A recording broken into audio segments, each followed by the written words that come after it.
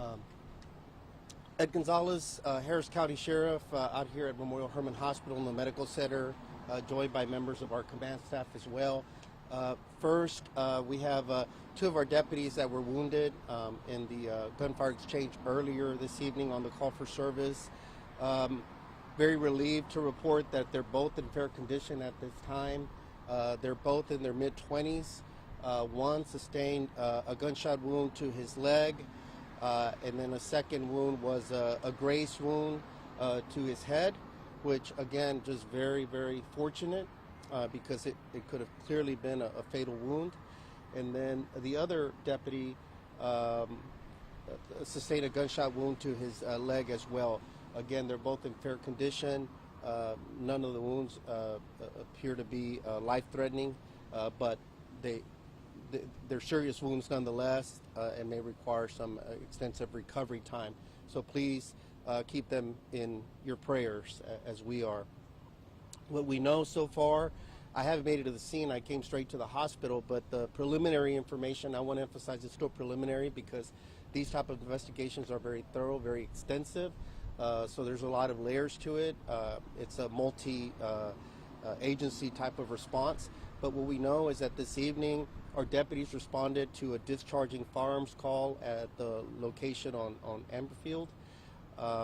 Apparently, a family member reported that one of their relatives had been firing a weapon, perhaps throughout the day, and had finally called law enforcement. So our deputies arrived.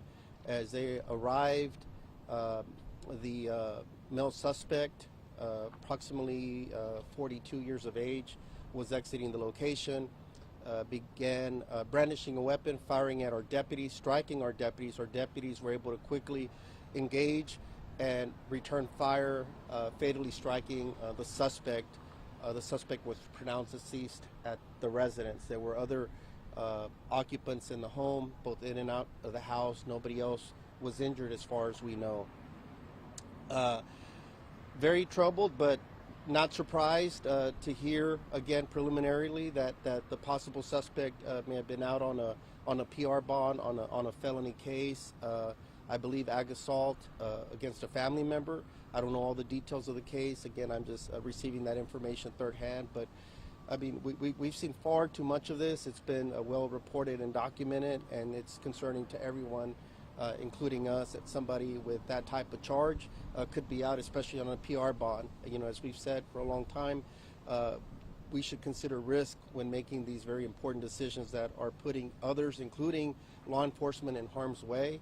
You know, again, this could have been extremely a different outcome for our deputies, and that's what concerns me above all, that they're putting their lives on the line to protect the community, and that they would be fired upon by someone that's potentially dangerous and out on a PR bond with already some tendencies of committing violence against others.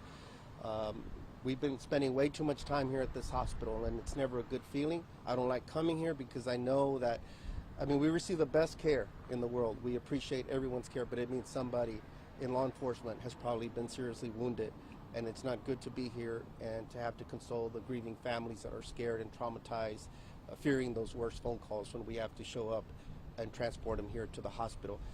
Some of the loved ones are here with them now for both deputies. Both deputies are doing okay. We spoke to them, and so we're going to support them as much as we can in their recovery. And again, we'll conduct a full investigation and make sure that we get all the pertinent facts together, but it's still preliminary at this point. Any immediate questions?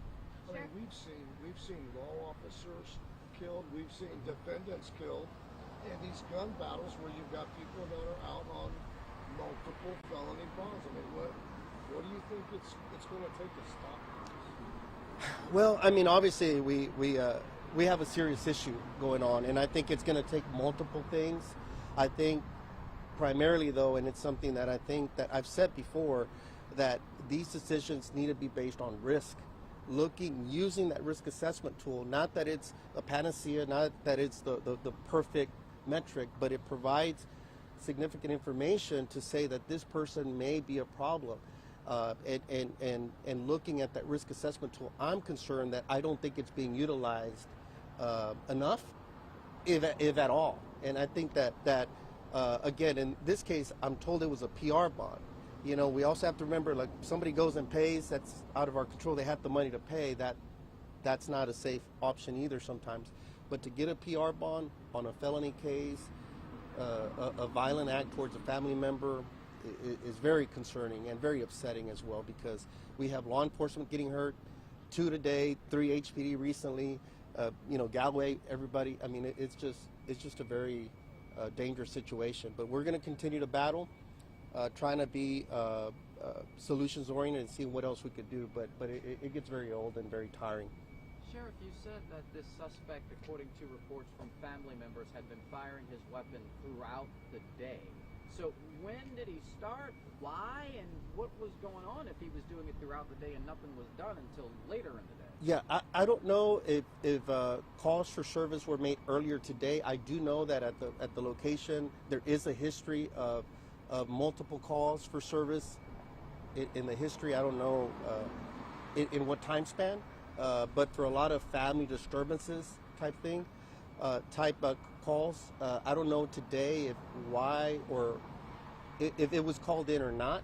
But finally they called in and said he's still firing inside the house. We're afraid, we need help. And our units arrived, again, going to danger, and were confronted at the doorway by an armed suspect. He was inside and he shot out? I think he was exiting out. Again, I'm just getting third-hand information at this point because I came straight to the hospital, but I'm told that I think he was coming out. I think maybe some other family members were coming out as well. When he saw the deputies, he opened fire, I believe, first, and then they returned fire as well and fatally wounded him. But again, we're very lucky here today because these are still, while not fatal, very serious wounds, and it's really something to see that he was grazed to his head, and just by a fraction of an inch or anything, it could have been a fatal wound. It sounds like they're lucky to be alive. Very lucky to be alive. And they're in good spirits, all things considered. A little shaken up, obviously, concerned for their families as well. So we're giving them all the support we can at this point. You said you were able to talk to them, Sheriff. What did they say? They were just, we didn't want to get too much into any of the facts of the case or anything like that, simply because our main thing is just to make sure that we calm them down from what they just went through, a traumatic type situation. Our main thing was just to reassure them that we were here for them. They have an army full of brothers and sisters that care for them, and we want to make sure we got their families here. So some of the family members have already arrived. So that was our main thing, and we just wanted to kind of cheer them up and just encourage them through the recovery.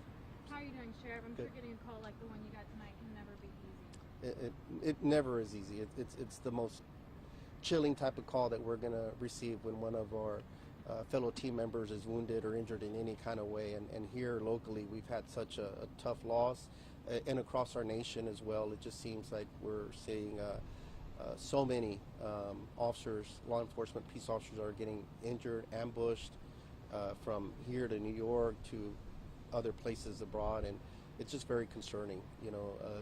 These guys are just out there doing their job, responding to calls for service. They're doing exactly what we want them to do, to go and suppress crime and protect and serve, and that's what they're doing. And they're both great guys.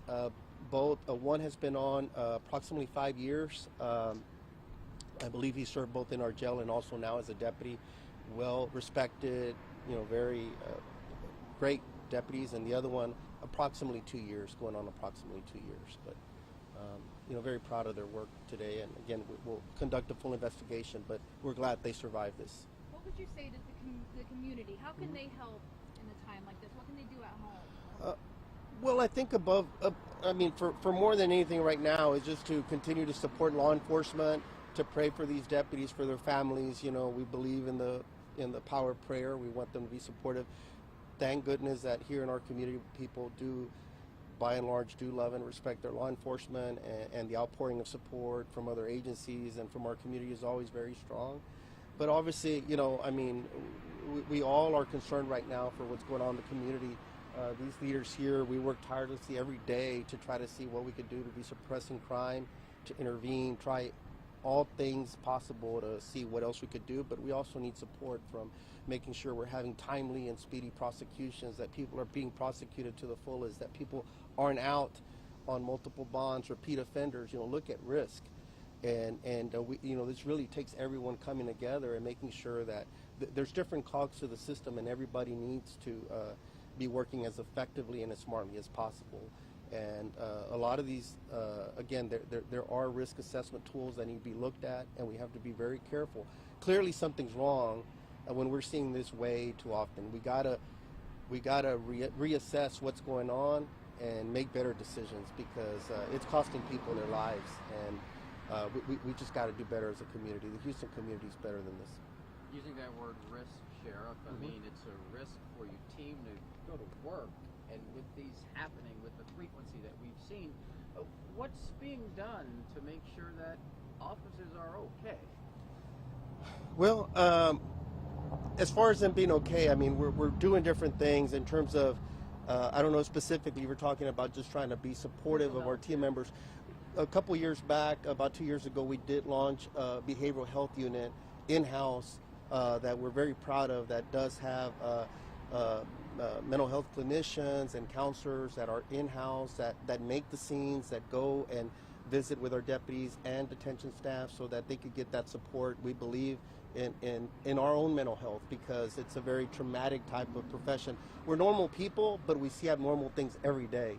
And so, there's a lot of pressure on law enforcement, more than ever perhaps. And so we try to lift them up and make sure that they have the support if they choose it, so that they can make sure that they're taken care of, as well as their families as well. Will you be releasing our identities? Not yet, because I don't know if all the key immediate family members have arrived. Some have, but we'll be releasing that as soon as possible. Hopefully tomorrow. Yeah, by tomorrow. Yeah. Thank you so Thank much. you, Sheriff. Yeah. Sorry. Thank y'all. No, thank y'all for being here. Yeah. Thank you so much. Yeah, I just want to thank Memorial Herman. They're fantastic. Thanks for responding to my message earlier. I know you're in the middle of everything. So.